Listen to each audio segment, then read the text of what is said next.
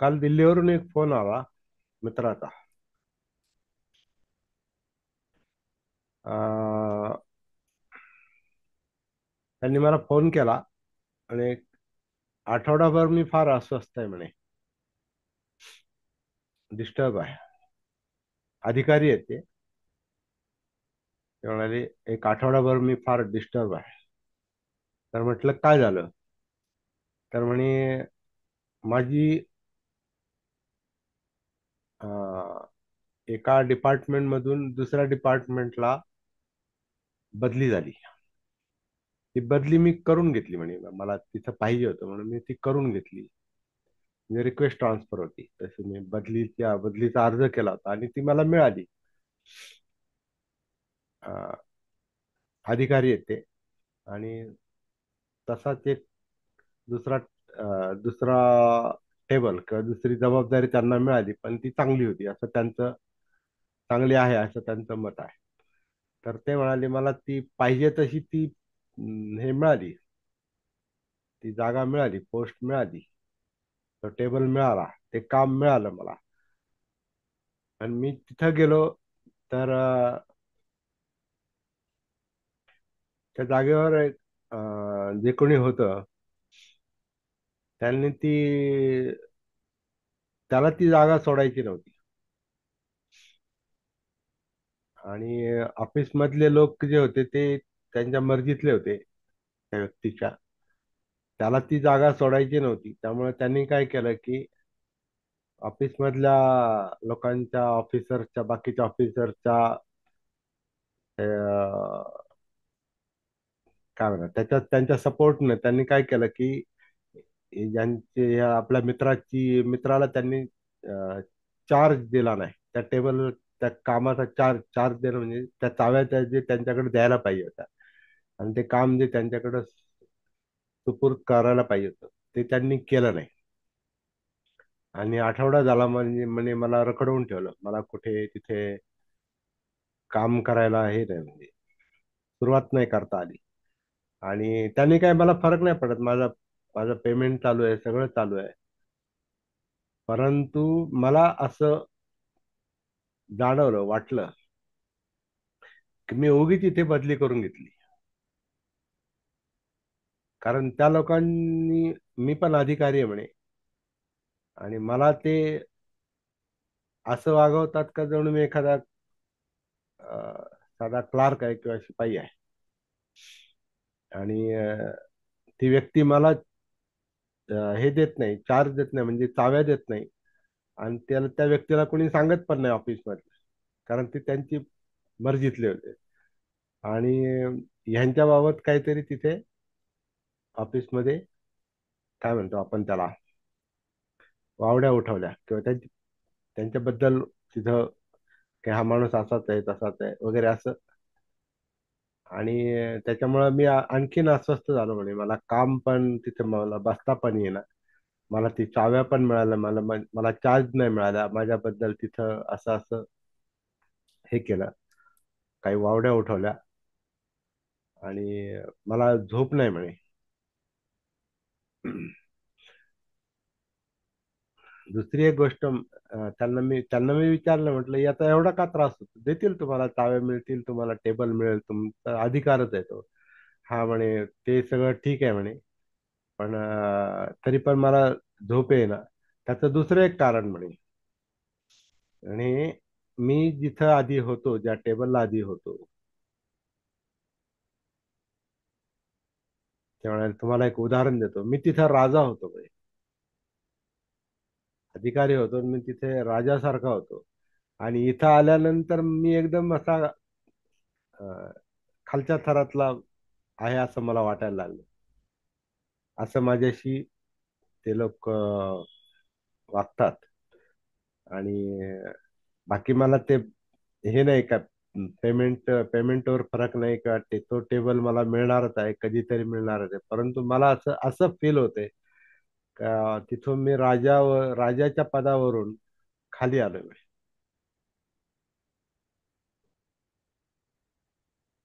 आणि आता मला खूप त्रास होतो म्हणे. आणि त्या व्यक्तीची पण मला चीड येते म्हणे. ही काय फार मोठी व्यक्ती नाही, आणि पुन्हा तरुण मुलगा आहे म्हणे, तरुण आहे. आणि तरी पण ते मला चार्ज देत नाही, माझा रिस्पेक्ट करत नाही बाकीचे लोक पण. तिकडे मी उच्च पदावर होतो, म्हणजे राजासारखा होतो, आणि इथे खाली आलो. याचा मला त्रास होतो, झोप येत नाही. आणि मी असा रजा काढून पण जाऊ शकतो म्हणे.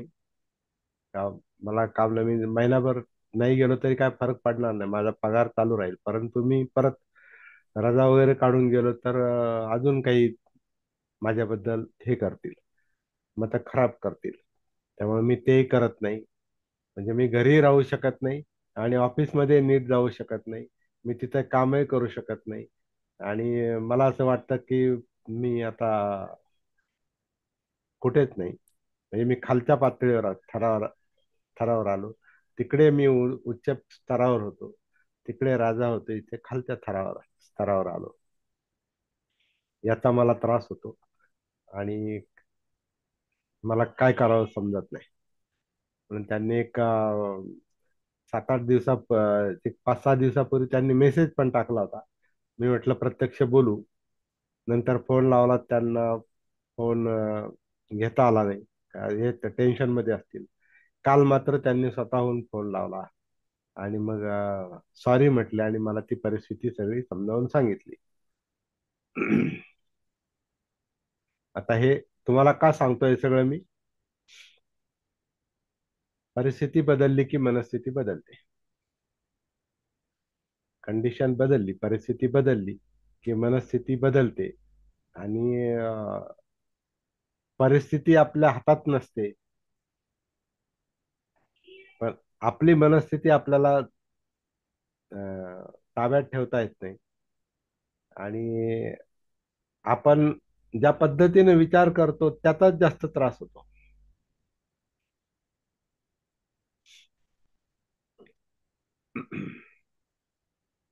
आता मी तुम्हालाच विचारतो, आता बघा इथे सगळे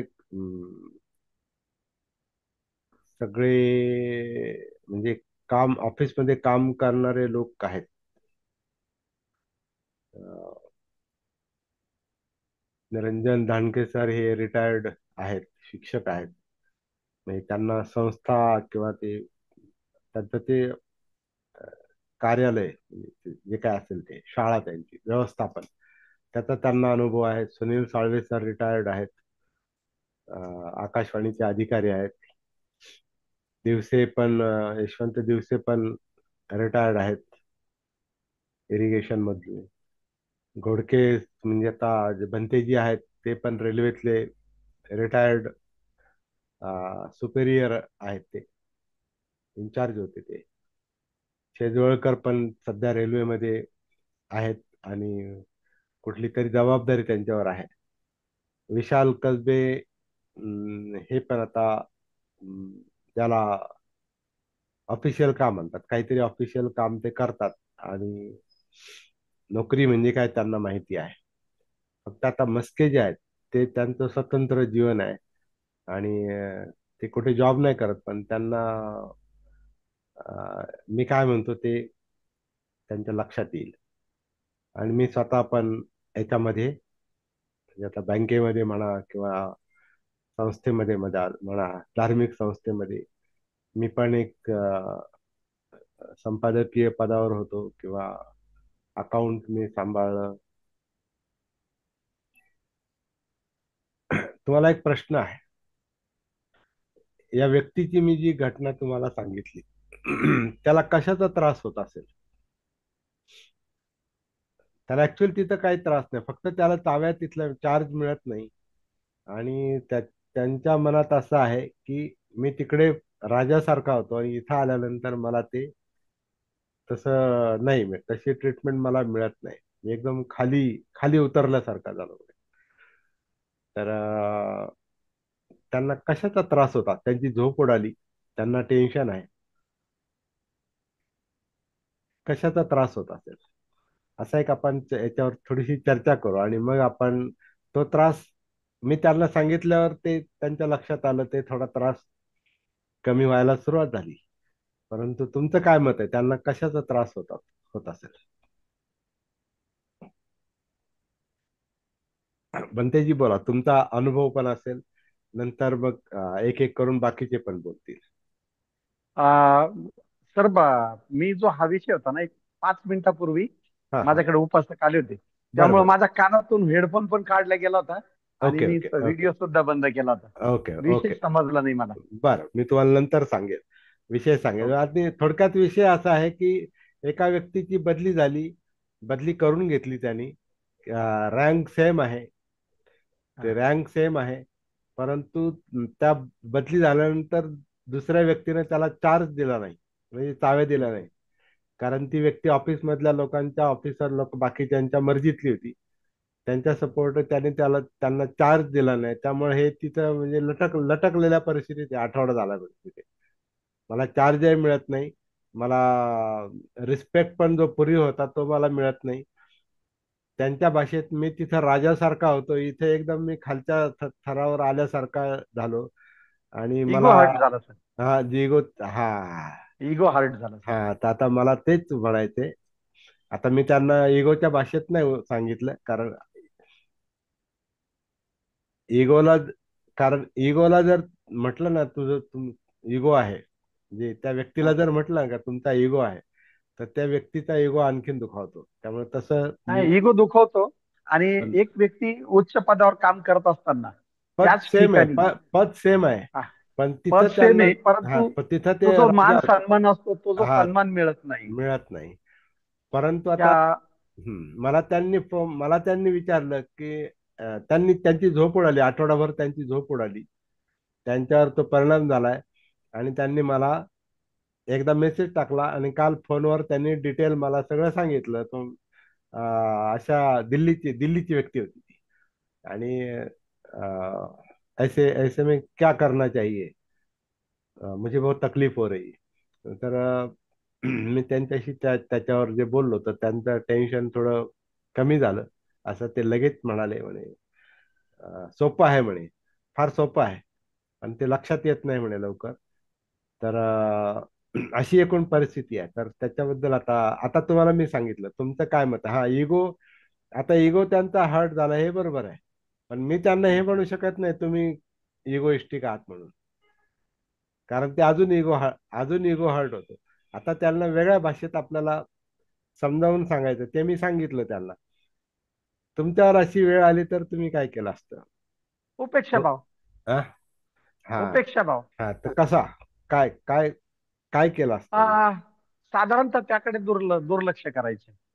हा, तर ते करता आ- येत नाही असं, ते करता येत नाही असं त्यांचं मत आहे.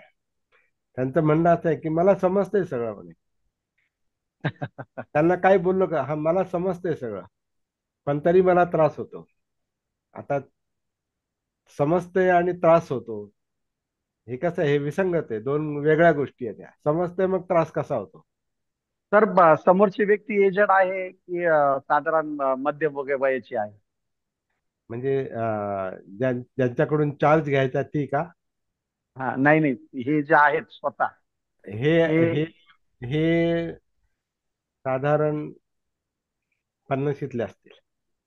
50शीतल्या. तर म्हणजे ते माझ्या बाबतीत, माझ्या अधिक, बाबतीत हे झालेलं आहे. हा सेम कंडिशन.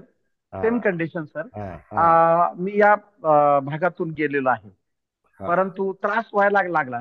हा माझे 10 महिने बाकी होते रिटायरमेंटचे फक्त. हा हा माझे रिटायरमेंटचे 10 महिने बाकी होते.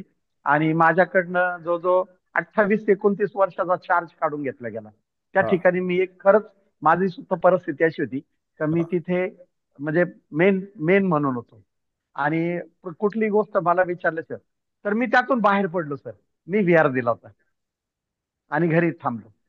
परंतु बाहेर काय निघण्यासाठी दिलं मला तुम्ही? जास्त, काय दिला हा, तुम्ही? विहार काय? विहार दिला. विहारेस.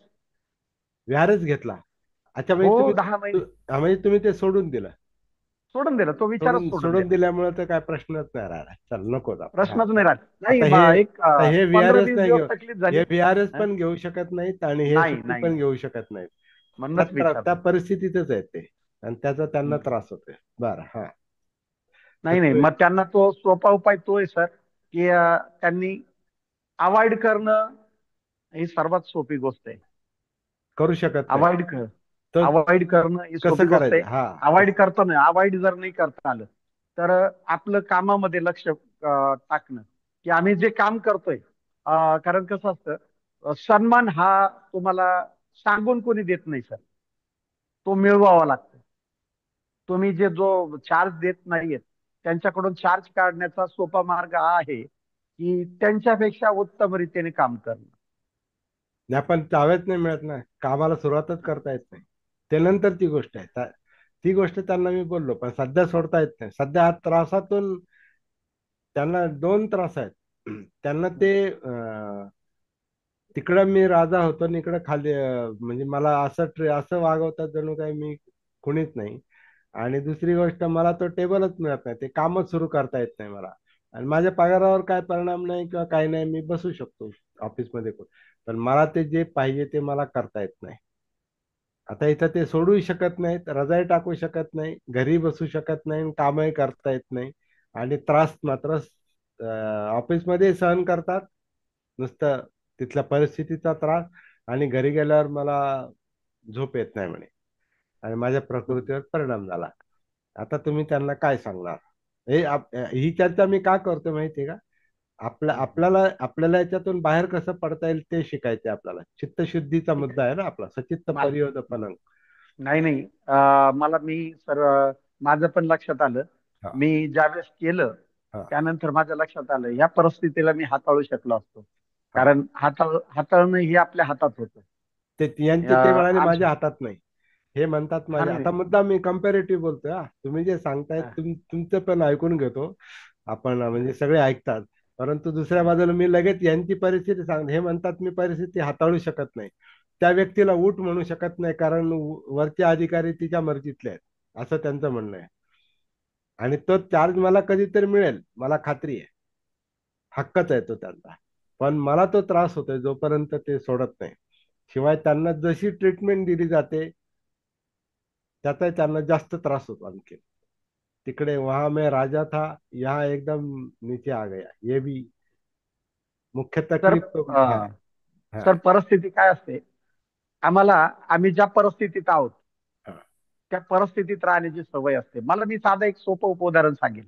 अ, मी व्यवस्थित राहणारा माणूस आहे. म्हणजे जर समजा उन्हात जर गेलो, तर उन्हात गेल्यानंतर माझ्या पायात शूज असतात, चप्पल असते, चांगल्या क्वालिटीचे असते. परंतु मला जर समोरच्याला जर बनतेजी एक एक एक फक्त मुद्दा लक्षात आणून देतो, तुमची हरकत नसेल हो तर. हो हो. कारण हे रेकॉर्डिंग करतोय आपण.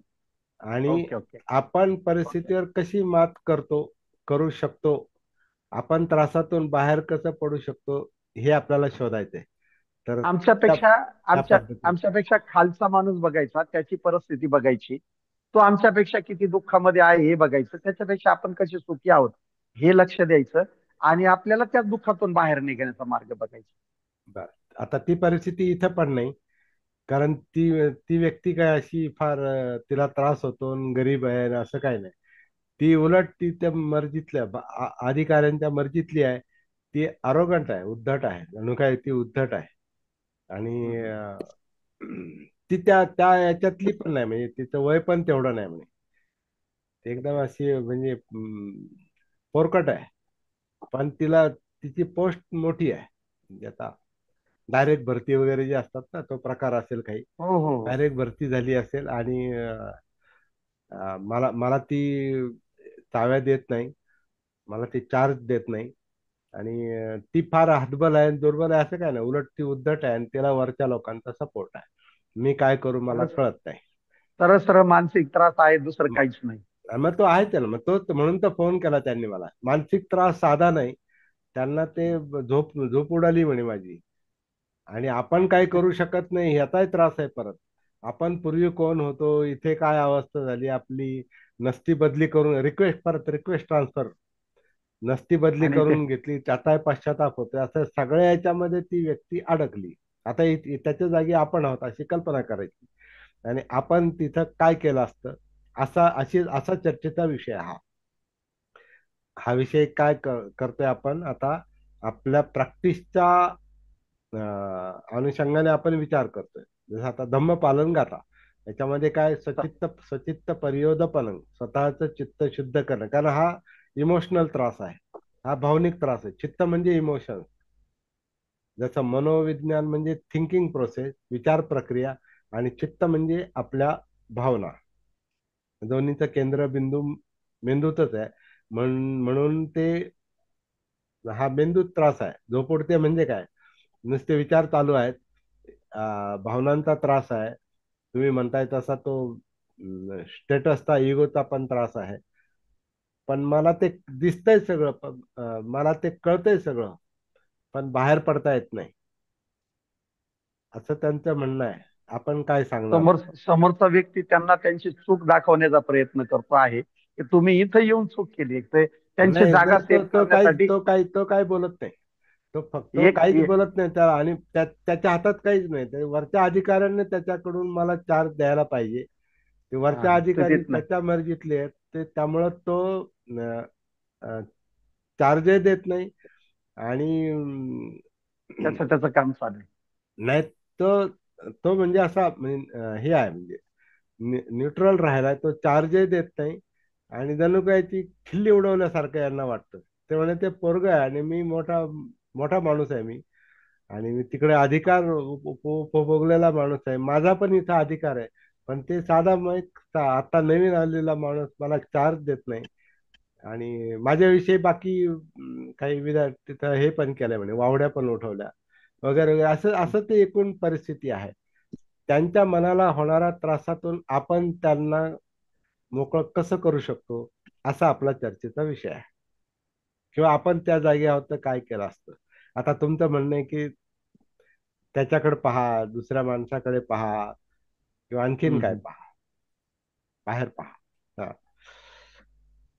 तर ते म्हणे मी तसं समजून घ्यायचाही पण प्रयत्न करतो, पण मी स्वतःला नाही समजावू शकत म्हणे, आणि मला बर. त्रास होतोय. माझी झोप उडालेली आहे. ही केस आहे, आपल्या समोर आलेली एक केस आहे. आता ही आपण धम्माची प्रॅक्टिस पण करतो, आणि धम्माचा प्रचार पण करतो. आणि आपल्या समोर एक केस आलेली आहे आता, आणि ही केस आपल्याला सॉल्व्ह करायची. तर आपण आपल्या प्रॅक्टिसच्या संदर्भात ते कसं सांगणार, असा मुद्दा आहे. किंवा आपण अशा परिस्थितीत सापडलो तर आपण काय करू, असा मुद्दा आहे. बरं, भंतेजींचं आपण ऐकून घेतलं. आणखीन कोणाला काय सांगायचे, काय केलं पाहिजे? शेजवळकर सर, काय कराल तुम्ही? तर एक तर आहे ना, जो स्टाफ आहे त्या स्टाफला पहिले समजून घेऊ आपण. एक 8-15 दिवस कशी वर्किंग आहे, काय वर्किंग आहे, त्या वर्किंग नुसार आपण थोडस आपल्यामध्ये चेंजेस करून घेऊ, जेणेकरून आपली कामाची जी वृत्ती आहे ती त्या समोरच्यांना दिसून येईल. त्यानुसार आपण वागण्याचा प्रयत्न करू. कारण आपण एक टेबलवरून दुसऱ्या टेबलवर जात आहात, तर कसं असतं का त्या ठिकाणी म्हणजे एक तर नवीन परिचय असतो, आणि तो नवीन परिचयामध्ये आपण जी वर्किंग किंवा जो कामाची क्वालिटी देतो, पर्पज देतो, तो त्या लोकांना माहीत नसतो. आणि ज्यावेळेस आपली काम करायची पद्धती समोरच्याच्या लक्षात येते, आणि जो आपल्यासारखाच आहे, आपल्यापेक्षा त्याच पदावर बसला आहे, परंतु त्याची कामाची पद्धत वेगळी असते आणि आपली वेगळी असते, तर त्याच्यापेक्षा आपण सरस काम देऊन आपलं जे कामाची पद्धत ही उंचावली जाईल, आणि एक तेवढ्या स्टाफ मध्ये आपण एक आपला कामाचा अनुभव देता येईल. परंतु तिथं तो चार्जच मिळत नाही, आणि कामाला सुरुवातच करता येत नाही. म्हणजे काम काम दाखवायला संधी नाही. तर तो पुढचा प्रश्न आला. अच्छा. सध्या हे फक्त त्रास त्रास भोगतायत, त्यांना चार्ज मिळत नाही. आणि वरचे अधिकारी पण इंटरफेअर करत नाहीत लवकर. ते देतील म्हणे, पण ते टाइमपास आठवडा घालवला त्यांनी. आणि मला तो अच्छा. तिथल्यापेक्षा मला घरी जास्त त्रास होतो म्हणे. शिवाय ते स्टेटसचा विचार करतो मी आधी त्यांच्या भाषेत मी तिथं, हम्म. वहां मैं राजा था, और यहाँ एकदम गया गुजरा हो गया एक तरह से. मतलब मुझे कुछ समजते नहीं ये लोग. म्हणजे ट्रीटमेंट जी आहे, त्या ट्रीटमेंटचा पण त्रास आहे. चाव्या पण मिळत नाही, म्हणजे चार्जही मिळत नाही, काम दाखवायलाही संधी नाही, आणि त्यांना त्रास होतो. तर ठीक आहे, म्हणजे आता. एक मिनिट हा. सर. हा, बोला बोला.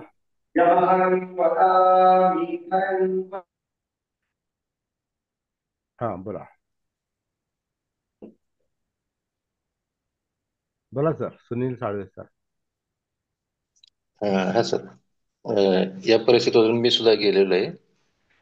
मी म्हणजे नागालँडला असताना मला नगर देण्यात येईल असं सांगण्यात आलं होतं. हा हा काहीतरी राजकारण करून मला तिथं 1 वर्ष त्यांनी रखडवलं.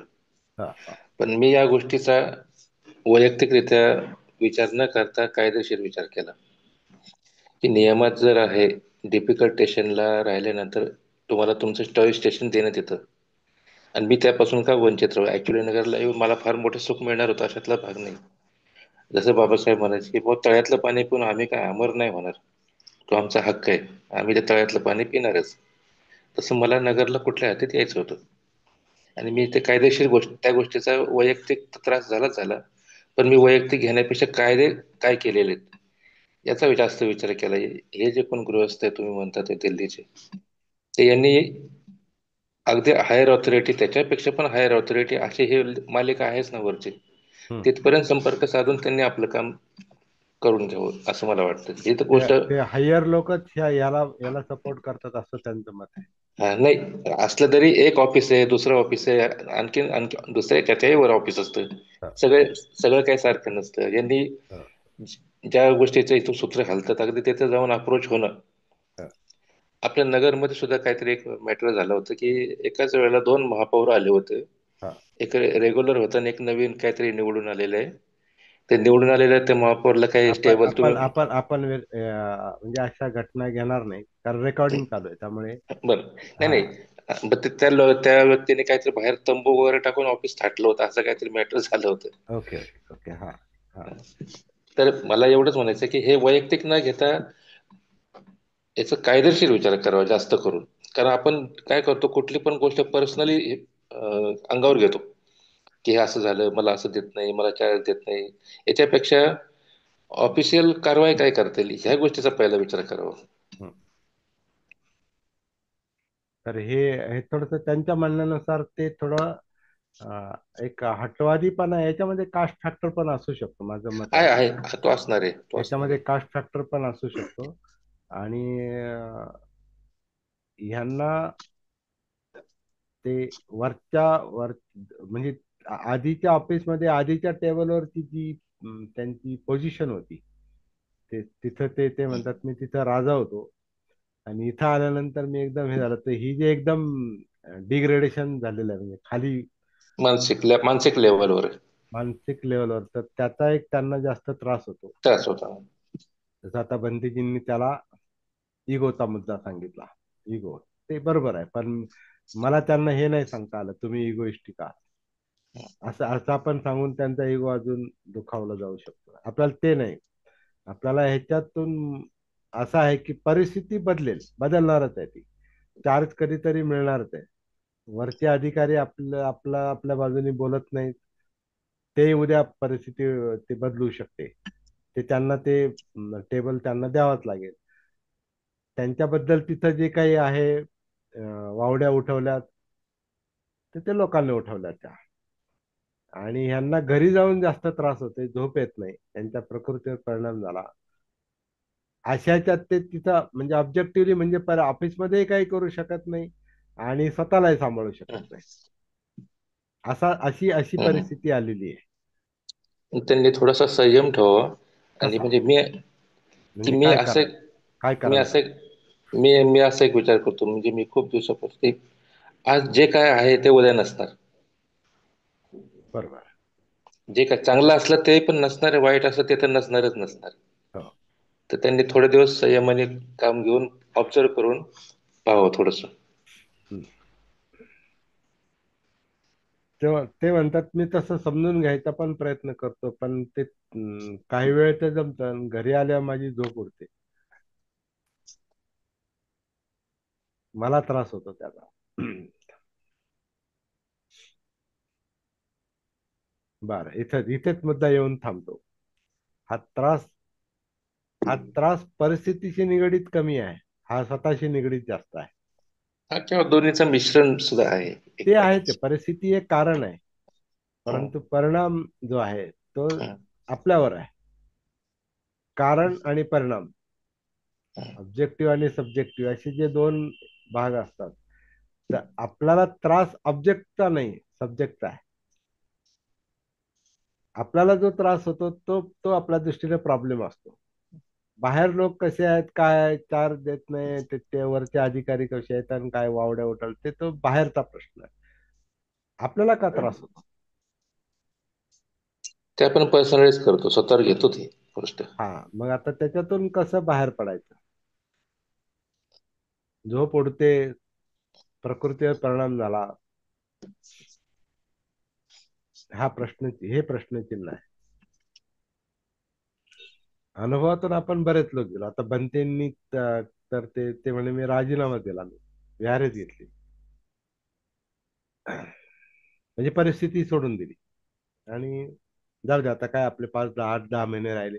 त्यांना ती संधी होती म्हणून ते ते जागेवर सोडू शकले. ही व्यक्ती तसं करू शकत नाही.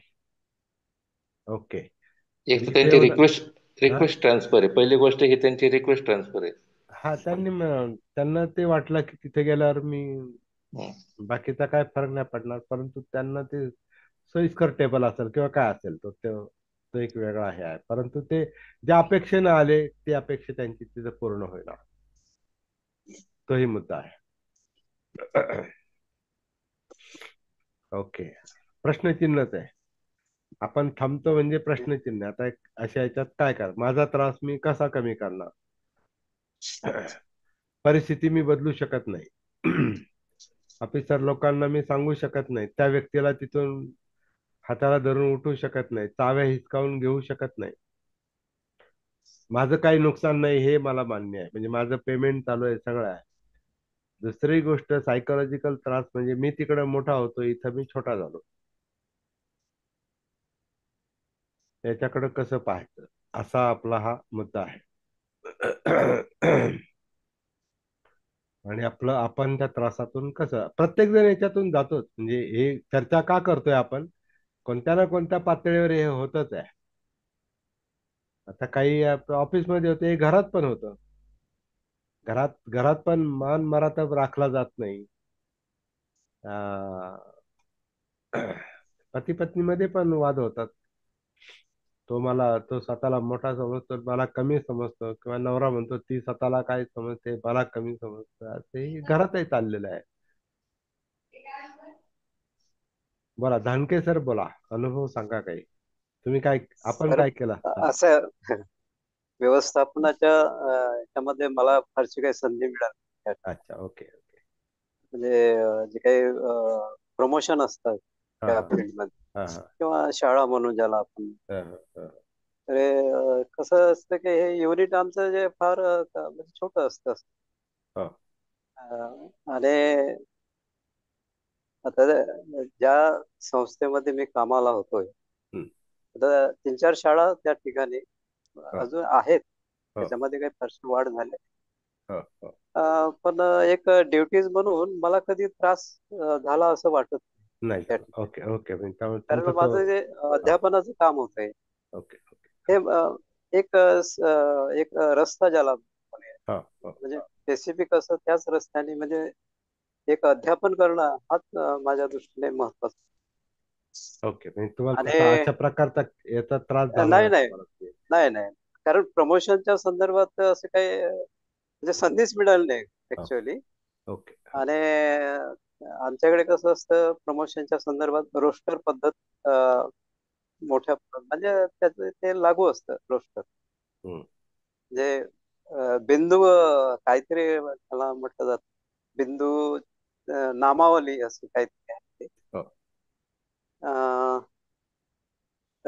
कसं बॅकलॉग वगैरे भरण्याच्या संदर्भात म्हणजे आमच्याकडे म्हणजे जेव्हापासून मी या संस्थेमध्ये कामाला लागलोय त्याच्या अगोदर म्हणजे काही रिझर्वेशन हा प्रकार नव्हताच त्या नाही, ठिकाणी. अशा अशा प्रकारचा दुसरा कधी तुम्हाला त्रास झाला का, किंवा नाही नाही नाही तुम्हाला तुम्हाला हा काही याच्यात तुमच्या याच्यामध्ये समजा असं शिक्षक म्हणून डिस्टर्ब का असं वगैरे समजा काही कमी लेखलं गेलं, किंवा नाही नाही तर असं काही झालं कमी नाही? म्हणजे आता थोडस इंटरनल थोडं विचार केला ना तर कारण असे काही प्रसंग म्हणजे ज्याला आपण म्हणजे सांस्कृतिक कार्यक्रमामध्ये समजा आपण हा कारण म्हणजे आम्ही हा, तुम्ही जे करू शकला ते तुम्हाला करू दिलं नाही, समजा तुम्हाला जे करायचं ते तिथे सांस्कृतिक कार्यक्रमात करू दिलं नाही, किंवा ती नाही असं आता काही मोस्टली काय असतं असं काही होतं की का?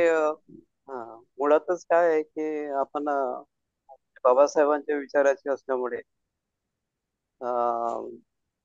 अ, काही वेळेला असं मला जाणवत होतं की अरे आपल्याला थोडस म्हणजे एखादा कार्यक्रम घ्यायचा असेल तर थोडस म्हणजे थोडं दुर्लक्ष वगैरे हा म्हणजे आता म्हणजे हा पुन्हा हा कास्ट फॅक्टर आहे.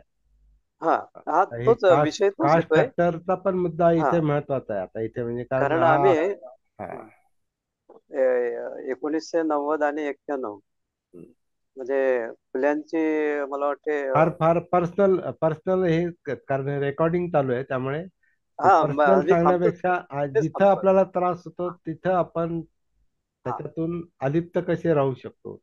हा हा हा परिस्थितीला तुम्ही काही करू शकत नाही, किंवा नाही. समोरचा माणूस आपल्याला अमक्या कॅटेगरीचा समजतो आणि मग आपल्याला कमी लेखतो, तो त्याची मानसिकता आहे. नाही त्याच म्हणजे मानसिकता तिथे असणारच सर कारण ज्या वेळेस आपण परंतु आपणही पण दुखावले जातो ही आपली मानसिकता आहे ना. हो ना. हा हा हा ते दुखावतात ती त्यांची मानसिकता आहे, ते काय समजतात आपल्याला ती त्यांची मानसिकता आहे. पण आपण दुखावले जातो ह्याचं काय कारण? आता तुम्ही हा मुद्दा म्हणजे कास्टिझम ज्याला आपण म्हणतोय. हा, ते त्यांच्या मनात आहे समजा. हा हा हा ते आपल्याला ते काय समजतात तो त्यांचा प्रश्न आहे. हम्म. पण आपण का दुखावले जातो? आपणही आपल्याला तसं समजतो का? ते आपल्याला कमी समजतात हा त्यांचा प्रश्न आहे, पण आपण आपल्याला कमी समजतो का ज्याच्यामुळे आपण दुखावले जातो? आणि इन्फिरियरिटी कॉम्प्लेक्स न्यूनगंड येतो प्रकारचं. हा म्हणजे आपण आपल्याला कमी समजतो त्याचा जास्त त्रास होतो. होतो ना असे हं. ते आणि ते लोक स्वतःला जास्त समजतात, तो त्यांचा अहंकार आहे. ते आपल्याला कमी समजतात, तो तो त्यांचा प्रॉब्लेम आहे. तो त्यांची कमतरता आहे ती. पण आपल्या बाजूनी हा आहे का आपण स्वतःला तसंच समजतो जे ते समजतात. हा ते हा हा म्हणजे आता हा कास्टिझमचा पण मुद्दा कसा सोडवायचा आहे हे बाबासाहेबांचे संकेत याला धरूनच आहेत. ते काय समजतात ते नाही महत्वाचं, मला काय हा समजतो. कारण हो खरं म्हणजे आपल्याला काय आपण आपल्याला काय समजतो ह्याचाच मोठा त्रास असतो. मानसिक त्रास तर होतोच सर नक्की जगाचं जग होतोय. हे फक्त ते जग, इतर लोक हे निमित्त असतं, परिस्थिती निमित्त असते. परंतु हो आपण आपल्याविषयी काय धारणा आहेत आपल्या, हा जास्त प्रॉब्लेमचा मुद्दा आहे. ही मोठी समस्या असते सब्जेक्टिव्ह पातळीवर. आता आता त्यांच्याबद्दल आपण थोडस हे करू. ते स्वतःला ते समजत होते राजा, आणि मला हो इथं ना. पण राजा राहायचंय. हे कॉन्फ्लिक्ट आहे की नाही, हा संघर्ष आहे. हा हा मी तिथंच असा होतो, म्हणजे तिथं समजा हा आपण कास्टचा मुद्दा घेऊ, ते हाय कास्ट आणि इथं मी लो कास्टला आलो. म्हणजे आपला जो अहंग आहे, आपलं जे चित्त आहे हे असं धरून ठेवते, ते अशी धारणा आहे की ते जसं होतं तसंच मला इथं पाहिजे, आणि ते मिळणार नाही आता. कारण तिथली परिस्थिती वेगळी होती, इथली परिस्थिती वेगळी आहे. तिथला स्टाफ वेगळा असेल, इथला स्टाफ वेगळा आहे. आणि तिथं बाकीचे लोक तुम्हाला समजून कॉम्पिट घेणार. करायला, हा. तिथं तुम्हाला तुमच्याशी स्पर्धा करायला दुसरं कोणी नसेल, इथं स्पर्धा करायला तुम्हाला आहे. आणि हे ते स्वतःला त्या त्या मेजरमेंट मध्ये बसवतात, त्या फुटपट्टीत बसवतात. मी असा होतो आणि आता असं झालो, आणि मला असं वागवलं जातं. तर हे विचार कुठे चाललेले आहेत? म्हणजे आपल्या मनात चालले, त्यांच्या मनात चाललेत ना ते. तर त्याचा जास्त त्रास होतो. आता मी त्यांच्याशी काय बोललो ते मी तुम्हाला फक्त इनडायरेक्टली बरोबर. सांगतो. मी डायरेक्ट काही बोलणार नाही, कोणाविषयी व्यक्तिगत नाही चाललं काही. त्यामुळे आपण त्यांचं नावही घेतलं नाही, त्यांचं ऑफिसही आपल्याला माहित नाही, काही नाही. मला नाही माहिती आहे, पण ते आपण चर्चेत नाही आणणार. आपण एक केस म्हणून ती हँडल करतो, करायचा प्रयत्न कर, समजून घ्यायचा प्रयत्न करतो. की आपण या त्रासातून मुक्त कसे राहू शकतो, मुक्तक सॉंग. हम्म. हा आपला मुद्दा आहे. तर मुख्य त्याचं कारण हेच असतं की आपण आपल्या मनात आपल्या चित्तात काय आहे तो त्रासाचा विषय असतो. परिस्थितीचा त्रास नसतो. परिस्थितीला धरून आपण परिस्थितीविषयी किंवा स्वतःविषयी काय विचार करतो, आपल्या मनात काय भावना आहेत, काय धारणा आहेत, काय विचार आहेत, हा जास्त त्रासाचा विषय असतो. ते मुद्दे मी काही तुम्हाला सांगितले. मैं ऐसा था और ऐसा मुझे अभी वो सोच रहे मेरे बारे में. वावड्या उठवल्या. तर त्यांना म्हटलं वावड्या त्यांनी उठवल्या, तुम्ही तसे आहात का म्हटलं. नाही म्हणे मी तसा नाही. मग म्हटलं कशाला विचार करता, तुम्ही नाहीच आहे ना तसे. ते काय विचार करतात त्यांचा प्रश्न आहे, पण तुम्ही ते लावून घेता म्हणजे तसं काय सत्य आहे का ते. आणि जर समजा सत्य असेल, आपल्या चुका झाल्या असतील, चुकतं प्रत्येक म्हणून, चुका झाल्या असतील तर स्वीकारा. चुकून चुकी चुकी चुकूनच होते, मुद्दाम मुद्दाम नाही करत. त्याला आपण सती नाही, त्याला भान नाही, त्याला ती आपण स्वतःशी कनेक्टेड नसतो. आणि त्यामुळे चूक ही चुकून होते, तर ठीक आहे झाली, सोडून द्या. आणि समजा नसेल झाली तरी लोक म्हणतात, तर तो त्यांचा प्रश्न आहे. म्हणजे इथं स्वतःला समजून घेण्याचा मुद्दा आहे. दुसरी गोष्ट, ती व्यक्ती तुमच्यापेक्षा कमी आहे, हा आपला आपल्या मनातला विषय आहे ना. ती व्यक्ती कमी असून काहीच नाही, तिचं वय पण नाही ना अनुभव पण नाही, तरी चाव्यात, तर आपण विचार करतोय तसा.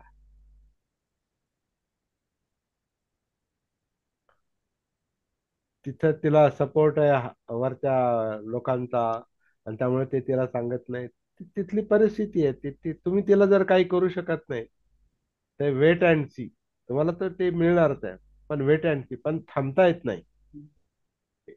म्हणजे इंतजार करता येत नाही, म्हणजे थोडस थांबता येत नाही. आपल्याला घाई झालेली असते, पटकन लगेच माझी अपेक्षा आहे, माझी मागणी अशी आहे, माझी डिमांड अशी आहे, मी तिथं असा होतो, मला लगेच ते पाहिजे. आणि इथली परिस्थिती तर हातात नाही. लक्षात आलं ही जी तफावत असते. हम्म. हीच आता कास्टिझमला धरून आपण मगाशी जो विचार केला तोही तसाच आहे, की उच्च जातीचे लोक आपल्याला कनिष्ठ समजतात, हे सत्य आहे. पण आपण सत्य. आपल्याला कनिष्ठ समजतो, ही जास्त त्रासदायक गोष्ट आहे. म्हणून आता बाबासाहेबांचं काय याच्यावर हे असायचं, त्यांचं त्यांचं धोरण काय असायचं, त्या परिस्थितीत राहूच नका ना, जर शक्य आहे तुम्हाला तर. जसं आता भंतेंनी रिझाईन केलं, व्हीआरएस घेतला, ते त्यांच्या हातात होतं म्हणून ते तसं करू शकले. आता हे तसं करू शकत नाही. कास्टिझमच्या बाबत बाबत आपण जर विचार केला, बाबासाहेबांना वाटायचं की त्या धर्मात राहून किंवा त्या परिस्थितीत राहून जर तुम्हाला हिणकसच वागवलं जात असेल, तुम्हाला कमी समजलं जात असेल, तर तुम्ही त्या परिस्थितीत राहता कशाला. म्हणून धर्मांतराचा मुद्दा आहे. बाहेर काय हम्म. यायचं त्याच्यातून. बाहेर पडा. हा, बाहेर बाहेर पडण्याचा मार्ग आहे, उपाय आहे. बाहेर पडणं हा एक उपाय आहे. आणि समजा बाहेर पडता येत नसेल, तर तिथेच राहून तुम्ही किमान तुमच्या मानसिक अवस्थेतून बाहेर पडता आलं पाहिजे. म्हणजे मनात जे विचार चालले, जे चित्त आहे, ज्या भावना आहेत तुम्हाला त्या परिस्थितीला धरून, त्याचंच भान ठेवा. पण आपण स्वतःशी कनेक्टेड नसतो. आपण आधी कधी असं स्वतःकडे पाहिलेलं नसतं. आणि त्याच्यामुळे त्याच्यात जी खळबळ चाललेली आहे, त्या खळबळीचे त्रास आपण भोगतो. म्हणून यांची झोप उडाली. तर चित्तशुद्धी हाच सगळ्यावरचा उपाय आहे. आपण परिस्थिती प्रत्येक वेळेला नाही बदलू शकत. कधी कधी त्याच्यातून बाहेर पडणं पण शक्य नाही होत. म्हणजे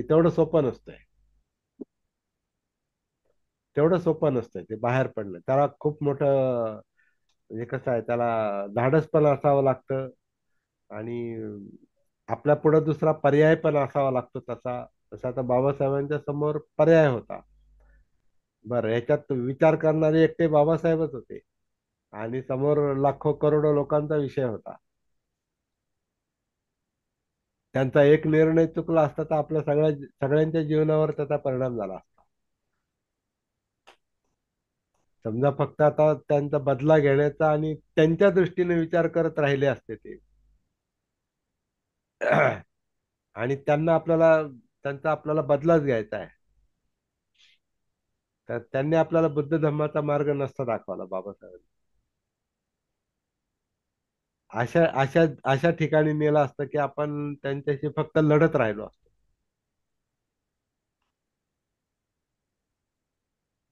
पण सामंजस्याचा मार्ग बाबासाहेबांनी स्वीकारला की नुसतं टिट फॉर टॅट जशाच तसं वागून प्रश्न नाही सुटत.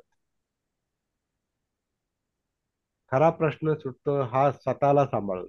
आधी स्वतःला सांभाळता आलं पाहिजे, मनस्थिती मेंटेन करता आली पाहिजे, आणि ते काम सती जागृती करते. आणि सती जागृती हे अं, चित्तशुद्धी करते.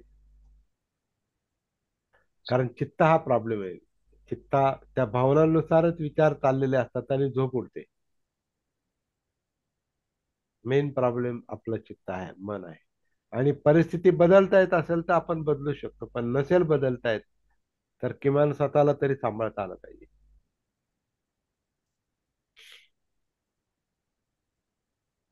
पण पण त्याच्यासाठी आपल्याला आपला स्वतःशी संपर्क पाहिजे, म्हणजे आपण स्वतःमध्ये पाहिजे, स्वतःचं भान पाहिजे, म्हणजे सती पाहिजे.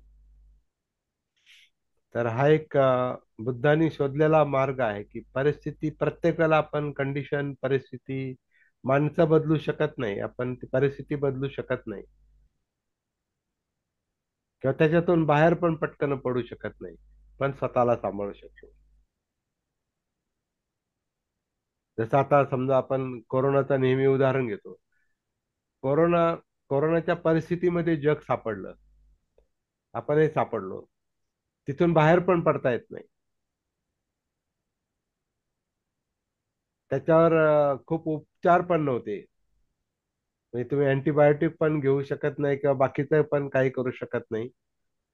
तिथं काय करायची फक्त काय करणं हातात होतं की आपली स्वतःतली प्रतिकार शक्ती कशी वाढवायची. तेवढ्यासाठी ते आपल्याला ते सांगायचे का आमका एक काढा घ्या, ताप आला तर पॅरासिटामॉल घ्या, पण अँटीबायोटिक घेऊ नका, काढा घ्या. आणि बाकी मग काय व्हिटॅमिनचं खाणं वगैरे बाकी जे काय होतं ते, पण प्रतिकार शक्ती वाढवा, म्हणजे स्वतःला सांभाळा. असं असं स्वतःला तिथं बनवायचा प्रश्न आहे की तुम्ही त्या व्हायरसवर, त्या कोरोनावर तुम्ही मात करू शकता. आणि ती माणसं वाचली त्या प्रतिकार शक्तीवर. इथं पण तसंच आहे. चित्त जर स्ट्रॉंग असेल, मन जर स्ट्रॉंग असेल, ते जर काय म्हणतात,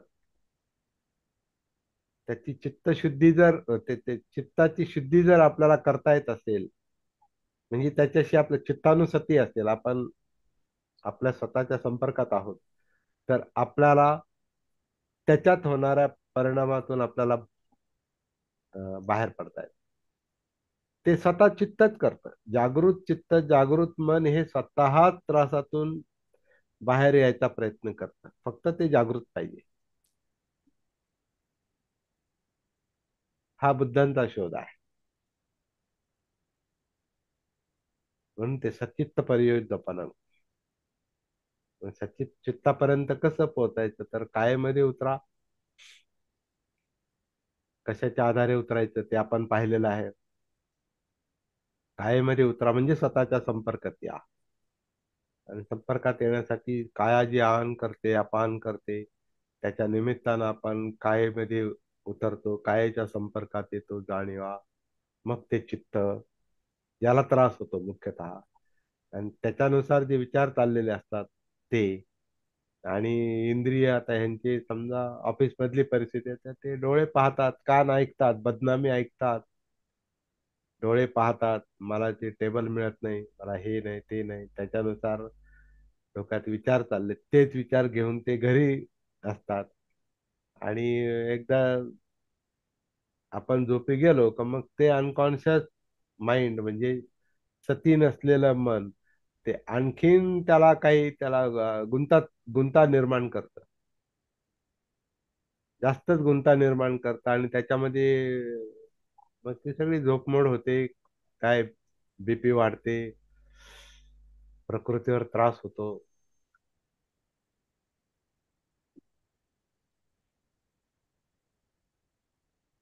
मुद्दा पटतोय का? हो सर, हो. हो सर. हो सर. बरोबर आहे. हो सर. तर आपल्या प्रॅक्टिसला धरून हे त्याचं उत्तर आहे. हे मी त्यांना नक्की नक्की. आता अ, ज्यांना मी ज्यांनी मला फोन केला त्यांना मी आता लॉकडाऊनच्या आधी त्यांच्याशी संपर्क आलेला आहे माझा दिल्लीमध्ये.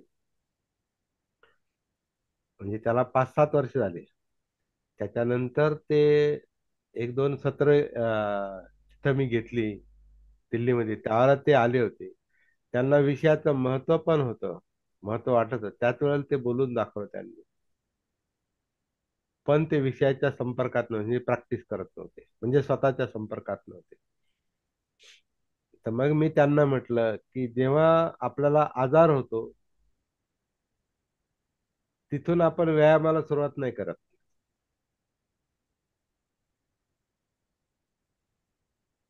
तिथून आपण प्रतिकार शक्ती वाढवायला सुरुवात करतोय. आजारी पडल्यावर त्याच्यावर एकच इलाज असतो, त्याच्यावर उपचार करणं.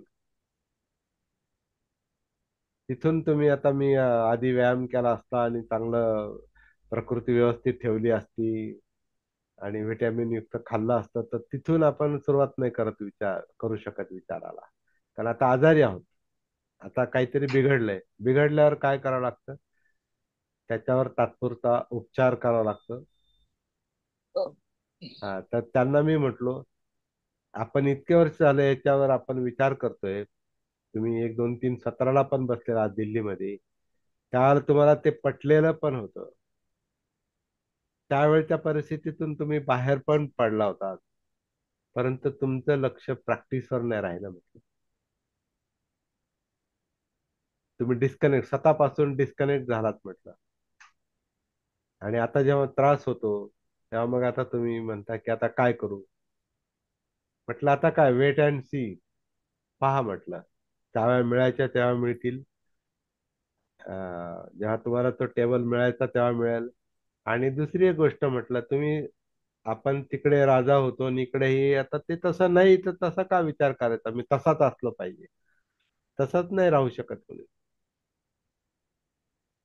म्हणजे आता मी वयस्कर झाल्यावर माझे केस पिकलेत आणि मी विचार करणार, मी जेव्हा तरुण होतो तेव्हा किती काळेभोर केस होते, त्यावेळेला माझी दृष्टी किती चांगली होती, त्यावेळेला माझा चेहरा कसा फ्रेश होता, माझ्यात किती ताकद होती, मी किती चालायचो, मी किती सायकलिंग करायचो, मी किती हे करायचो, मी किती ते करायचो. त्यावेळेचा विचार म्हातारपणात तुम्ही करताय, आणि तसं असतं तर बरं झालं असतं. नाही होऊ शकत, इम्पॉसिबल. आता नाही होत. ते एक त्या संतोष आनंदचं जे गाणं आहे ते मला फार आवडतं. जो बीत गया है वो, जो बीत गया है वो अब दौर न आएगा. पण तरी सुद्धा इस दिल में तेरे सिवा कोई और ना आएगा, म्हणजे भूतकाळाला धरून ठेवतोय तो. जो बीत गया है वो, त्याला समजतंय जो बीत गया है वो अब दौर ना आएगा, फिर भी तेरे सिवा इस दिल में कोई और ना आएगा. आता सगळं सगळं हे झालंय आता, म्हणजे आता समजा मी म्हातारा झालो, आणखीन म्हातारा होईल, आणखीन म्हातारा होईल, शेवटी ते अंतिम क्षण येणारच आहे. पण तरी तो त्याला काय विचार करते माइंड, घर फूंक दिया हमने, सगळं जळालं, सगळं गेलं. घर फूंक दिया हमने, फूंक देना मतलब त्याला अग्नी, अग्नी. तर तो म्हणतो घर फूंक दिया हमने, अब राख उठानी है, जिंदगी कुछ और नहीं तेरी मेरी कहानी. शोर पिक्चर मधल्या गाण्यातली ही ओळ आहे, पण ते त्याच्यामध्ये आलेलं नाही हे कडवं. पण त्या त्या कवीचं हे गाणं आहे, फार इंटरेस्टिंग आहे. जो बीत गया है वो अब दौर ना आएगा, इस दिल में सिवा तेरे कोई और ना आएगा, घर फूंक दिया हमने अब राख उठानी है, जिंदगी और कुछ भी नहीं, तेरी मेरी कहानी है. अर्थपूर्ण आहे, पण त्याला स्वतःला ते समजलं नाही. म्हणजे विचार किती भारी येऊ शकतात, तुमच्याकडे ज्ञान किती भारी असतं, पण व्यवहारात मात्र तो रडतच हे गाणं म्हणत होता. टीव्हीवर त्याची मुलाखत होती, मला वाटतं मी पाठवली काही लोकांना ते. हो, हो सर, तो हा एक शो मध्ये आला होता तर खूप हा, रडत शो होता तो. शो मध्ये आला होता. हा, एक एक प्यार का नगमा आहे. हा. म्हणजे कधी कधी कळतं, आपण म्हणतो ना, कळतं पण वळत नाही, समजतं पण तसं करता येत नाही. त्याला कळतंय जो बीत गया वो अब दौर ना आएगा, परत नाही येणार आता ती, तरी म्हणतो इस दिल में सिवा तेरे कोई और ना आएगा. कारण ते चित्त जे आहे, धारणा जे आहे, ते धरूनच ठेवतंय. संस्कार. ह्याला कळतंय पण इकडं नाही कळत. संस्कार, उपादान संस्कार. उपादान संस्कार. पकडून ठेवले. हाँ, उपादान धरून ठेवलंय. इस दिल में सिवा तेरे कोई और ना आएगा, हे म्हणजे ते त्याच्या हातातच नाही, म्हणजे ते त्याच्या हातात आहे, आणि त्याचं मला भान नाही, त्याचं आपल्याला भान नाही, त्याची सती नाही, मग ते धरूनच ठेवणार. इस दिल में सिवा तेरे कोई और ना आएगा, मग ते संस्कार तसेच राहतात आणि तेच तेच काम करतात परत. पुनरावृत्ती. हा, पुनरावृत्ती म्हटलं. त्याची पुनरावृत्ती होते, हा. पुनर्कृती होते, पुन्हा पुन्हा कृती हा. होते, पुनर्भव होतो. ह्याच्यातूनच हम्म. पुनर्जन्माचं वास्तव लक्षात येतं. लक्षात घ्या, बरोबर. आणि पुनर्जन्म त्याच्यातच जे आहे, बरोबर. पुनर्भव जो आहे, तो संस्कारांचाच आहे, आणि संस्कारांचं भान नाही म्हणजे चित्तानुसती नाही. आपला प्रश्न सोडवणं आपल्या हातात आहे, म्हणून अत्तदीप भव, दुसरं काही त्याच्यावर इलाज नाही. कोणी कोणाचा प्रश्न सोडवत नाही. त्या व्यक्तीचा प्रश्न ना, ते टेबलवर ज्याच्या हातात चाव्या आहे, तो चाव्याही सोडत नाही. ते अधिकारी त्याच्या मर्जीतले, ते अधिकारी पण त्यांची प्रवृत्ती लगेच बदलू शकत नाही. तुम्ही तिथं काही करू शकत नाही. आणि पोस्टिंग तुम्ही आणि पगार. ते धरून ठेवलंय, हे सगळं धरून ठेवलंय, तेच धरून ठेवून घरी जाताय. घरी गेल्यावर झोपमोड होते, बीपी वाढतो, घरात परत चिडचिड करणार, त्रास होणार, जास्त प्रकृती बिघडली तर दवाखान्यात जाणार. पण काही गोष्टी अशा आहेत का दवाखान्यात तरी काय सांगणार. मग ते समजा तर आपल्यासारख्याला विचारणार, आप क्या करू, आता काय करू. तर ते जसं एका भिक्षूला, जसं वयस्कर भिक्षूला बुद्धांनी सांगितलेलं आहे, तर वयस्कर भिक्षू जो असतो तर तो, त्याला त्रास होतो. आता त्याला काय त्रास होतो बुद्धाला माहिती होतं, पण तो म्हणाला मला फार त्रास होतो, पण ते मला फार त्रास होतो भगवान, काय जे आता बुद्धांना जे संबोधन असेल ते, मला खूप त्रास होतो, मला असं होतं, मला तसं होतं. त्याला बुद्धांनी ते उत्तर असं दिलं की ज्या वेळेला जे करायला पाहिजे होतं त्यावेळेला तू ते केलं नाही, आता तुला त्याचा त्रास होतोय, तर काय करणार आता तू. खंती, सहन कर. आता सहन करण्याशिवाय पलीकडे काही इलाज नाही, म्हणून खंती, ती सहनशीलता, ती मग ती ताकद असते त्याला सहन करायची, त्याला काही इलाज नाही. कारण आता तुम्ही तरुण नाही होऊ शकत, परत ती प्रॅक्टिस परत मागे जाऊ शकत नाही पटकन, म्हणून योग्य वयातच हे काम केलं पाहिजे. अजूनही आपल्यातल्या ते खूप खूप काय म्हातारे लोक नाहीत, अजूनही आत्ता हा क्षण महत्वाचा आहे. आत्ता सुरुवात केली तरी परिणाम आपल्याला दिसू शकतात. सतीनं कायेमध्ये उतरायचं, आणि धम्मं कायेन पश्यती, सगळं जीवन पाहायचं उघड्या डोळ्यानं, म्हणजे जागृतीनं, सतीनं जीवन पाहायचं. ते चित्त, ते मन स्वतःच प्रश्न सोडवतात. आपल्याला काहीच करायची, जास्त करायची गरज नाही. आपल्या हातात मात्र सती, भान ठेवणं, जागृती ठेवणं आपल्या हातात आहे. त्या भिक्षूला फक्त एवढं सांगितलं, जे हे तुला करायला सांगितलं तेव्हा तू केलं नाही म्हणे, आता तुला त्रास होतो. आता खंती म्हणजे सहनशीलता, तर ती पण मोठी आहे. खंती परमंग तपोती तिखा, तर ते म्हणतात ती आता ही सहनशीलता पण मोठं तप आहे. पण ते तप आहे का, जेव्हा ताप असतो तेव्हा ते तप करता येतं. तपाने ताप येतो, तापतो माणूस, त्याला तप म्हणतात. ते तप करून तुम्ही ते तापताय, पण ते काय तापतात आहे तुम्ही. पण जेव्हा तुम्ही नॉर्मल असता तेव्हा ते तापण्यापेक्षा, तप करण्यापेक्षा, क्लेश करण्यापेक्षा आता चांगली अवस्था आहे ना, उतरा स्वतःमध्ये. वेळ आल्यावर बघू, आणि मग जरा शांत ठिकाणी जाऊन बघू, शिबिरात जाऊ, अमकं करून काही नाही. आत्ता आनापान चालू आहे, काय मध्ये हाच क्षण आहे उतरायचा लगेच, ऑन दी स्पॉट. सती वर्तमानातलंच काम आहे आत्ता, इमिजिएट. नंतर बघून चांगलं बसून पद्मासन घालून, अर्ध पद्मासन घालून, त्याला काही अच्छा. गरज नाही, काही गरज नाही. आज सकाळी मला 3:30ला जाग आली, आणि मला वाटलं झोप पूर्ण झाली. आता जनरली बऱ्याचदा येते मला जाग. 3:30ला जाग आली, थोडस बाहेर जाऊन आलो, आणि लगेच मला प्रॅक्टिस मध्येच उतरलो मी. आणि एकदम छानपैकी स्वच्छ असं आनापान जाणवलं आतमध्ये, पोटामध्ये, मग सगळ्या शरीरामध्ये. आणि काही कालच्या ज्या घटना होत्या त्या मला आठवल्या. या व्यक्तीचे पण विचार माझ्या मनात आले, ज्याच्याविषयी मी आता बोललो.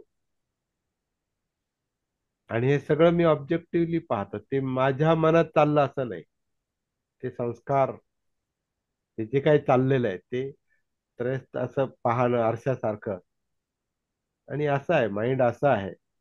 हे आता कालचा दिवस त्याने, जे फ्रेश असतं ते आधी मनात येतं. ज्या ज्या ताज्या घटना असतात ना, त्या आधी आपल्या मनात येतात. आणि असं आहे, मनाचं कार्य असं चालतंय, चित्ताचं कार्य असं चालतंय, इमोशन्स हे असे आहेत, विचार असे आहेत, त्यातल्या जाणीवा वेदना अशा आहेत. हे सगळं काय चाललंय. आणि ही जर डिस्टर्ब असेल, हा तर डिस्टर्ब आहे याचं भान, आणि डिस्टर्बन्स नसेल, विचलन नसेल, तर ते लक्षात घेणं, जसं आहे तसं, यथाभूत ज्ञान दर्शन, जसं घडतंय तसं पाहणं, हे काम सती करते. आणि वर्तमानात करते, आत्ता करते.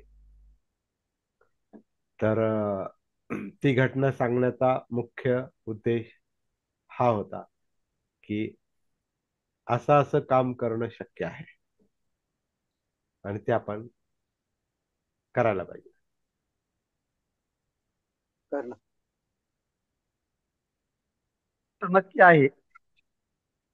हा, ही जी बोला. गोष्ट आहे, आपण आजच्या रोजच्या जीवनामध्ये जो एजेड व्यक्ती असतो, ज्याचं वय झालेलं असतं, त्याच्या बाबतीत सुद्धा ही परिस्थिती येते सर.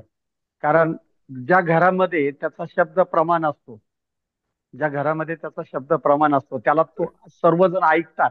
गुड गुड गुड, ती छान, बरोबर. तीच तीच व्यक्ती ज्यावेळेस म्हणजे एज जास्त होतं, त्यावेळेस जे लहान असतात, जे ऐकत असतात, ते नंतर त्यांना शिकवतात, तुम्हाला समजत नाही, तुम्ही जरा शांत राहा. आणि हे त्याला त्याच्या मनाला खात असतं. हा, प्रत्येक वेळेस परिस्थितीनुसार मग तो विचार करतो की पूर्वी, मग त्याचं कंपॅरिझन करतो की मी पूर्वी जर असं जर सांगितलं तर काय झालं असतं, आधी आणि राजा आताच्या होतो, परिस्थितीत.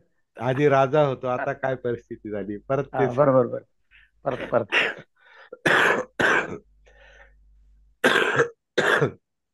म्हणून रिटायर झालेल्या लोकांना रिटायरमेंट स्वीकारता येत नाही बऱ्याच वेळा.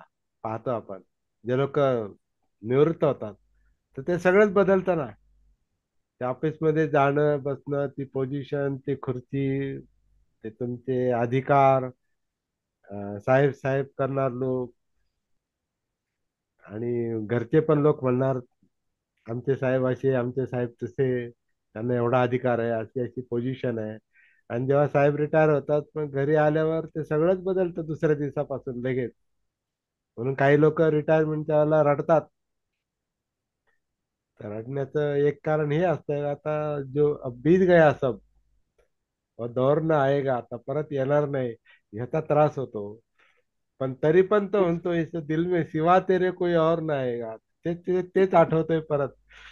मी सोशल मीडियावर एक ऐकलं होतं. हा. आयुष्याच्या संध्याकाळी, आयुष्याच्या संध्याकाळी म्हणजे एक माणसाचा त्यांनी सांगितलंय, एक रिटायरमेंट व्यक्तीवरच आहे, मला पूर्ण आठवत नाही, परंतु तो म्हणतो अजूनही मला चमकायचं बाकी आहे. हा. अभी भी मेरा हा, अजूनही मला चमकायचं बाकी आहे. अजूनही मी सुरुवात चमकायचं जर आहे. केली हा, तर ती सकाळी येणारच आहे आणि त्या सकाळी मी परत चमकणार आहे. समज. प्रत्येक व्यक्तीनं तो विचार करणं आवश्यक आहे, एकदम 100%. की आता दुपार कारण झाली, आता नुस- संध्याकाळ झाली आणि मी सकाळच्या नाही नाही, सारखा चमकेल. आणि त्याचं ते म्हणणं होतं की हा, मी असं रडत कुडत न जगता, मी हा, रडत कुडत न जगता हा, माझं जे जीवन आहे त्या जीवनामध्ये मी यथार्थपणे जीवन जगण्याचं मला बाकी आहे. हो, हो, यथार्थपणे जीवन जगण्याचं बाकी आहे. हो. पण मी आता मला नीट. आधी जसं जगलो तसंच अपेक्षा नंतर न ठेवता येत. हे आता हो, असं आहे, बरोबर. आता हे असं आहे, आता हे असं आहे. आता पिकलंय, पिकलं पान पिकलंय, आता पिकलंय, आता ते परत हिरवं झालं पाहिजे. नाही. काल बोलता बोलता बनते आनंद सुमनश्री बरोबर हाच विषय निघाला होता. हा. भिक्खूने म्हणे हे स्वीकारलं पाहिजे की मृत्यू स्वीकारला त्याने की सर्व काही सुकर होत असतं म्हणे.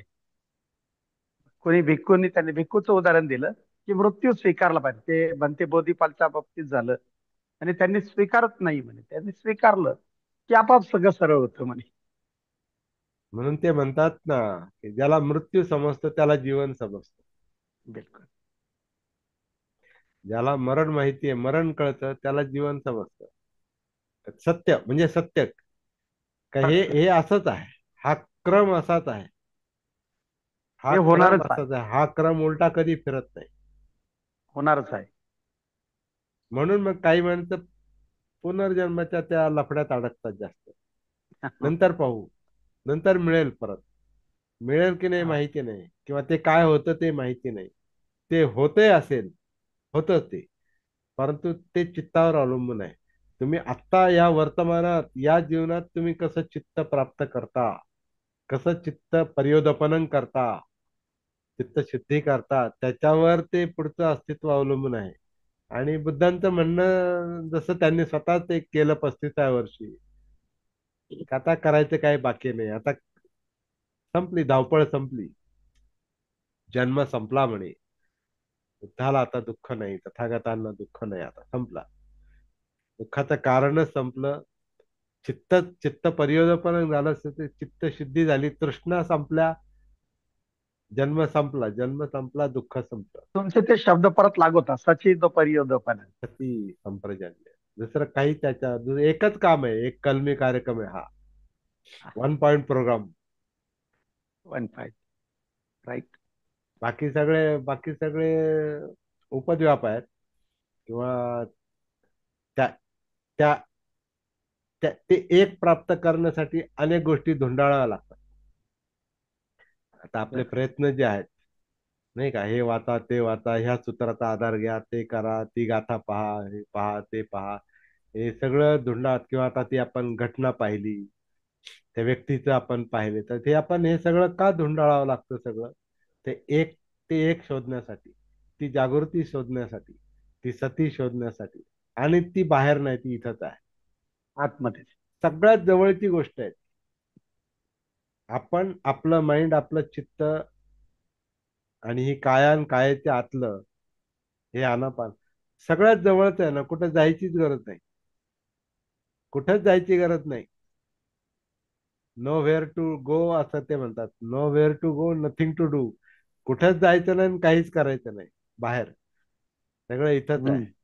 ए ही पस्सिको, इथंच या आणि इथंच पहा. Don't go anywhere. दुसरीकडे कुठे नका जाऊ, जायची गरजच नाही.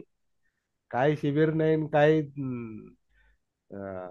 10 दिवस, 40 दिवस, 50 दिवस, 100 दिवस, आणि पांढरे कपडे घाला, चिवर घाला, निळे कपडे घाला, पट्टा घाला, काय नाही, काय नाही, काय नाही, काय नाही. इथं आता जो आन चालू आहे, अपान चालू आहे, तो या कायेमध्ये चालू आहे.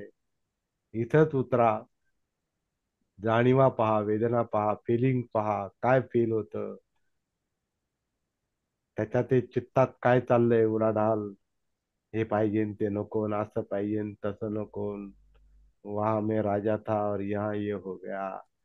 तर ते मी तेव्हा तरुण होतो, आता हा असा झालो, आणि उद्या असा होईल. म्हणजे या वर्तमानातच तो भूतकाळ येतो परत, आणि या वर्तमानातच भविष्यकाळ पण येतो. मैं ऐसा था और ऐसा चाहिए. म्हणजे सगळं वर्तमान भूतकाळ दोन्ही पण भूतकाळ भविष्यकाळ दोन्ही पण वर्तमानात आहे. वर्तमानात म्हणजे या क्षणात आहेत. कारण आत्ता येणारे विचार आहेत ते, आत्ता या क्षणी निर्माण होणाऱ्या त्या भावना आहेत भविष्याविषयी आणि भूतकाळाविषयी. त्या कधी येतात? आत्ता येतात, इथंच येतात. त्यामुळे ते इथंच पाहिलं पाहिजे. ती सती पाहते, ती जागृती पाहते. म्हणून ते इथंच काम आहे, कुठं जायचं नाही आणि काय नाही, कुठंच जायचं नाही. पण ते दमन काय आहे तसं? हा, ते मनाला ते सारखे पळायची सवय लागली ना बाहेर. कारण ते सगळं बाहेरचं त्याला भारी भारी दिसतं डोळ्यांना, भारी भारी ऐकायला येतं, भारी भारी खावंसं वाटतं, गंध पाहिजे, अत्तर पाहिजे, सुगंध पाहिजे, असं सगळं एकदम कम्फर्टेबल पाहिजे. कम्फर्ट, एन्जॉय, काम सुखल्लिकानुयोगो, अशी अशी यासाठी दोन. परत धम्मात यायचंय. हा, हा, यासाठी परत धम्मात यायचंय. परत इथंच यायचं. इथं आणि धम्मत यायचं नाही, धम्म इथंच आहेत. इथेच आहे. धम्म इथंच इथेच आहेत. यायचं. धम्म, तो धम्म शोधायचा. याच्यात जेव्हा आपण बाहेर असतो, खूप बाहेर असतो, अति बाहेर, व्यवहारात जगावं लागतं, पण हम्म. व्यवहारात गुंतता कामा नये. व्यवहाराशिवाय आपण जगू शकत नाही. कारण हे सगळं अस्तित्वच बाहेरून आलेलं आहे. अस्तित्वच बाहेरून आलेलं आहे. आपण स्वतः ठरवून जन्म घेतला नाही, आणि ठरवून या पृथ्वीवर आलो नाही, आणि ठरवून जाणार पण नाही. हे सगळं पृथ्वी, आप, तेज, वायू सगळे बाहेरचेच घटक आलेत तिथे. म्हणून बाहेरच खातो, बाहेरच पितो, बाहेरचीच हवा घेतो, बाहेरचीच उष्णता घेतो. कारण ते त्यातच आहे. ही पृथ्वी पण सूर्याचा भाग आहे, ज्याच्यावर आपण चिकटून आहोत गुरुत्वाकर्षणानं. ज्या धरणीला, ज्या धरणीनं आपल्याला धरून ठेवलेलं आहे, ती धरणी सूर्यापासून अलिप्त झालेला ग्रह आहे.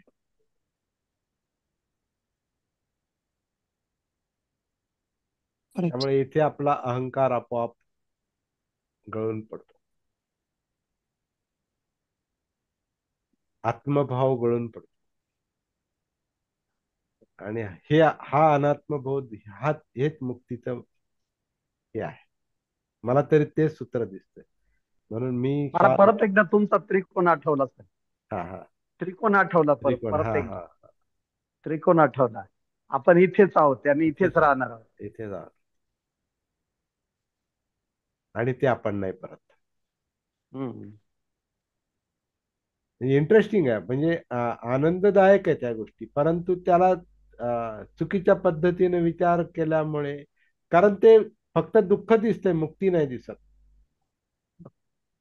आपल्याला एकच सत्य दिसतंय, पण ते मुक्तीचा थोडासा असा अनुभव घेतला ना, मग ते काय म्हणतात ना, किरणाची तिरीप, एक तिरीप आल्यावर आपण म्हणतो पलीकडे उजेड आहे, है ना. फटीतून जर थोडासा उजेड आला, तर आपण म्हणतो बाहेर मोठा उजेड आहे, म्हणून हा एक तिरीप आलेली आहे, तिरी फटीतून पाले. उजेड आलेला आहे ना. आता हा प्रकाश पडलाय, वेगळा प्रकाश पडलाय हा. म्हणजे आता हा बल्बाचा प्रकाश नाही, सूर्याची किरण माझ्या अंगावर पडली. पण आता ही किरण जी माझ्या अंगावर पडली, त्याच्यावरून मी असं म्हणू शकतो बाहेर मोठा उजेड आहे, बाहेर सूर्य आहे. तर ते थोडस मुक्तीचा थोडासा आपल्याला एक यावा लागतो, थोडासा अनुभव आला, मग खरं काम सुरू होतं.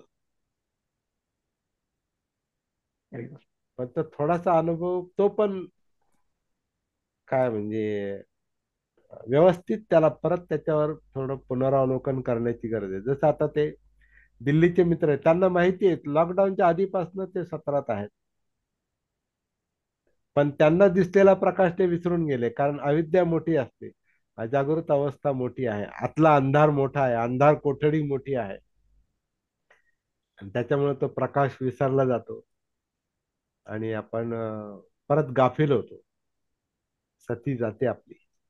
म्हणून ते परत परत ते प्रॅक्टिस करायला लागते. कम हिअर, इथेच या, परत पहा, परत परत परत परत पहा. आणि परत परत पाहणं म्हणजे साधना, प्रॅक्टिस आहे. जोपर्यंत सायकल येत नाही तोपर्यंत आपण ती पडतो, रक्ताळतं, परत उठतो, परत सायकल चालवतो, परत. मग तोल एकदा सांभाळता आला, मग तुम्ही गर्दीत जा, किंवा खड्ड्या खुड्ड्यातून जा, तुम्ही पडत नाही. एकदा फक्त तोल सांभाळता आला पाहिजे, आणि परत परत परत परत प्रॅक्टिस करून तो तोल आपल्याला कधी ढळणार नाही. अशी अवस्था एकदा आल्यावर संपला विषय. तसं हे आहे. थांबूया आपण या ठिकाणी. आज चांगली इंटरेस्टिंग चर्चा झाली. मला सकाळपासून वाटलं होतं की तो म्हणजे आपला हा एक सचित्त परिवर्तनाचाच, म्हणजे धम्मपालन गाथेचाच विषय आपण पुढे आणला. नाही सर, खूप खूप छान झालं सर. आणि हे जीवनासाठी आपल्या आपल्या प्रत्येकाच्या जीवनात हे अनुभवाचे मुद्दे आहेत हं. आणि दुःखातून मुक्त होण्यासाठी असा विषय घेऊन बसणं खूपच गरजेचं आहे. फक्त फक्त कोणाचं व्यक्तिगत नाव न घेता जर समजा अशा मुद्द्यावर आपण चर्चा केली तर कोणाच तरी जीवनाशी अनुभवातून बाहेर पडू शकतो माणूस. बरोबर खूप छान बरोबर झालं. आहे, बरोबर आहे. बाकी जीवनातले अनुभव एक सारखेच असतात, फक्त परिस्थिती वेगळी असते. हा, परिस्थिती वेगळी आहे आणि सर्व काही इथंच आहे. धम्म कायेन पसती, इथं सर्व कुठंच जायचं नाही, इथंच अनुभवायचे. जय भीम, नमो बुद्धाय. तर अ, हा, काय बोलायचं होतं? नाही, रेकॉर्डिंग चालू आहे का? हा, चालू आहे. नाही, मला जे पाठीमागचं बॅकग्राऊंड सापडे का त्याबद्दल हा बोलायचं होतं. माझ्या पाठीमागं तुम्हाला दिसतंय का निळं? हा, हो हो ते हो हो हो दिसतंय ना बॅकग्राऊंड चांगलं, हो चांगलं बॅकग्राऊंड? बॅकग्राऊंड. हा सर, ते काय आहे, आपण जे पाठीमागं जे सर्व आता भिंतीच्या पाठीमागे जे भिंत आहे का, ते आपण जे पूर्ण विंडो दिसतात का सर्वांचे फोटो, हा ते आपल्या स्वतःच्या फोटोला क्लिक करायचं आणि पाठीमागं बॅकग्राऊंड म्हणून येते, तिथं वेगवेगळे असे येते थीम्स येतात. हा, त्याला कलेक्ट केलं की पाठीमागची भिंत वगैरे निघून जाते. बॅकग्राऊंड बदलतं आपण, बरोबर आहे. हा हा